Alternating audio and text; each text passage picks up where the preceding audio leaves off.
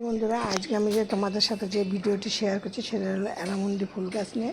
অ্যারামুন্ডি ফুল গাছে যদি তোমাদের দেখো, তোমাদের হঠাৎ করে গাছটা থমকে গিয়েছে, পাতাগুলো হলুদ হয়ে যাচ্ছে, গাছের পাতাগুলো সব পড়ে যাচ্ছে, গাছটা ঝিমিয়ে যাচ্ছে, কুড়ি আসছে না, সব কিছু আজকে তোমাদের সাথে আমি শেয়ার করবো। এই গাছ কিন্তু অনেক রকমের হয়, কোনোটা লতানো গাছ হয়, কোনোটা ঝোপালো গাছ হয়, আবার অনেক কালারের হয়, মানে বিভিন্ন ধরনের বিভিন্ন কালারের হয় দিয়ে।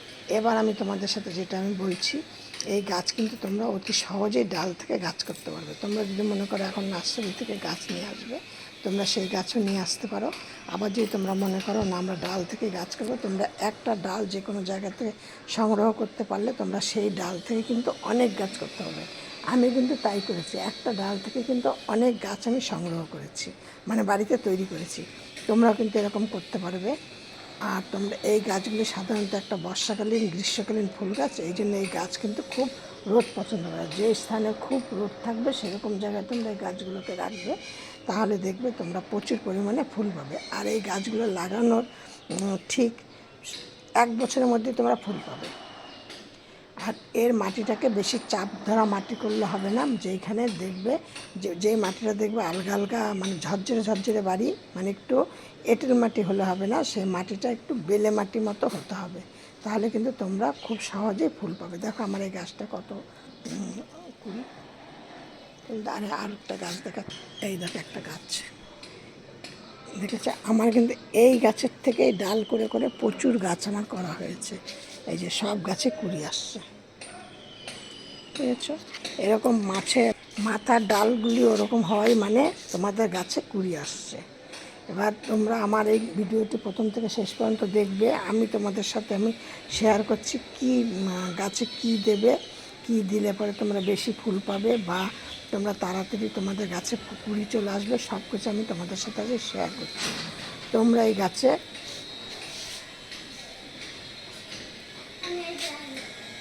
এই গাছে কিন্তু কোনো রকম কোনো সমস্যা না। আমার যেমন এই গাছে দেখো লতানো গাছ, প্রচুর পরিমাণে ফুল ফোটে, প্রচুর পরিমাণে কুড়ি গেছে দেখো প্রত্যেকটা। তোমরা লতানো গাছও কিন্তু তোমরা কেটে কেটে কেটে কেটে ঝাড় করে রাখতে পারো। আমার যেমন গাছটা দেখো এই যেরকম ঝাড় করে রেখেছি। আবার হলুদ কালারেরও গাছ আছে, এখনও কুড়ি আসেনি, ফুল ফোটেনি এখনও, ফুটলে আবার তোমাদের সাথে আমি শেয়ার করব। এবার এই গাছকে আমি তোমাদের সাথে যেটা শেয়ার করছি, সবার প্রথমে তোমরা এই গাছগুলোকে খুব রোদে রাখবে। যেহেতু এটা গ্রীষ্মকালীন ফুল গাছ, এরা রোদ খুব পছন্দ করে, খুব পরিমাণে, যেখানে তোমাদের প্রচুর পরিমাণে রোদ পাবে, মানে একদম যেখানে তোমাদের ছাদে যত বেশি রোদ পড়বে সেইখানটাতে তোমরা রাখবে। এবার তোমাদের যদি ছাদে বেশি রোদ না পড়ে, তাহলে তোমরা রোদটা কোথায় পাবে? যেইখানটা যেমন পরিমাণে রোদটা পড়বে সেরকম। এবার আমি তোমাদের সাথে যেটা আমি বলছি, আমি যেগুলো গাছকে দেই, এই গাছ কিন্তু খুব জল পছন্দ করে। জলটা এমনভাবে দেবে মাটিটা যেন সবসময় ভেজা ভেজা থাকে, তার জন্য জল যেন কোনো সময় জমে না থাকে। আর কী করবে, গাছকে মাঝে মধ্যে স্প্রে করে। এই গাছে কিন্তু ভীষণ মিলিবাগ হয়, এই জন্য তোমাদের কী করতে হবে, গাছকে মাঝে মধ্যে স্প্রে করতে হবে। সেটা কী দিয়ে করবে, আমি যেমন রাসায়নিক সার একদম পছন্দ করি না, আমার যে কোনো গাছের জন্য কোনো রাসায়নিক সার পছন্দ করি না, আমি সব গাছে আমি ঘরোয়া জৈব সার দিয়ে করি। এবার আমি সেই জন্য আমি কী করি, আমি নিম পাতা সেদ্ধ করে রেখে দিই বা জলে ভিজিয়ে রেখে দিই, তার মধ্যে কিছুটা করে হলুদ দেয়, সেই জলটাই আমি গাছকে স্প্রে করি। আর তোমরা যদি করো, তোমরা নিম তেল দিয়েও তোমরা করতে পারো। আর যখন ওই নিম তেলটা নিম পাতার জলটা নিয়ে আমি তার মধ্যে কিছুটা শ্যাম্পু নিয়ে এটা দিয়ে মিশিয়ে আমার সমস্ত গাছকে আমি তাই দিয়ে আমি স্প্রে করি। এবার আর গাছে এত ফুল করি পাওয়ার জন্য তোমরা কী খাদ্য খাবার দেবে গাছকে, তোমরা গাছকে দেবে, আমি যেটা দিই সেটা হলো 1 চামচ এক্সট্রা সল্ট নিই, কারণ এই গাছ খুব মানে পাতাগুলো একটু ঢলা ঢলা হয়ে যায়, এই জন্য এক্সট্রা সল্ট নেই, যাতে গাছ সবসময় একদম সতেজ থাকে। এক্সট্রা সল্ট নেই 1 চামচ, আর নেই তার মধ্যে 5 টাকা দামের 1 পাতা কফি পাউডার নেই, আর নেই কিছুটা কলার খোসা সেদ্ধ ভিজিয়ে রাখি সেই জলটাকে নেই, আর কিছুটা ভাতের মান নেই। এই কটা জিনিসকে একসাথে মিশিয়ে আমি গাছের গোড়ায় দিই, মানে একদিন করে ভিজিয়ে রাখি 24 ঘন্টা, তারপরের দিনকে আমি এই জলটাকে গাছের গোড়ায় দিই। এই হলো গাছের জন্য বা এই হলো এই গাছের পরিচর্যা। আর এই গাছের জন্য কোনো পরিচর্যা করতে হবে না। আর তোমরা যে তোমাদের যে সমস্যা বাগানের গাছের পাতা হলুদ হয়ে পড়ে যাচ্ছে, ঝরে পড়ে যাচ্ছে, তোমাদের এটা খেয়াল রাখতে হবে যে গাছের পাতা যে ঝরে পড়ে যাচ্ছে সেইটা কি পুরনো পাতা না নতুন পাতা। যদি দেখো পুরনো পাতা ঝরে পড়ে যাচ্ছে তাহলে তোমাদের অত চিন্তা করার কিছু নেই। যদি দেখো যে নতুন পাতা ঝরে পড়ে যাচ্ছে তাহলে তোমরা কি করবে, কিছুটা এক্সট্রা সল্ট নেবে আর কিছুটা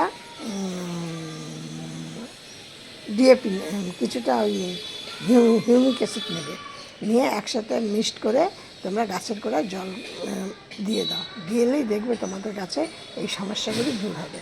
সব ভিডিওর মতো বলছি, তোমরা সব ভালো থাকো, সুস্থ থাকো। আমার এই ভিডিওটি প্রথম থেকে শেষ পর্যন্ত দেখবে। আমি চম্পা তোমাদের সাথে ভিডিওটি শেয়ার করলাম, আমার চম্পাস ব্লগ থেকে ভিডিওটি শেয়ার করলাম।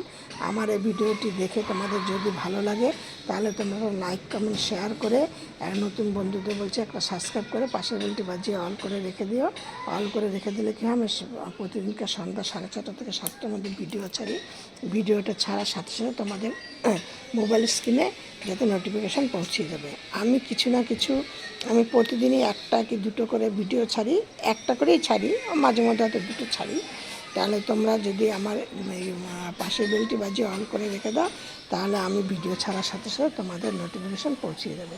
তাতে আমি যেটুকুনি জানি আমার বাগানের জন্য যেটুকুনি করে আমি তোমাদের সাথে শেয়ার করি, তোমরাও কিছুটা বুঝবে, মানে উপকৃত হবে। এই ছিল আমার যে ভিডিওটি দেখে ভালো লাগলে একটা লাইক করো। তো তোমরা ভিডিও দেখো কিন্তু লাইক করো না।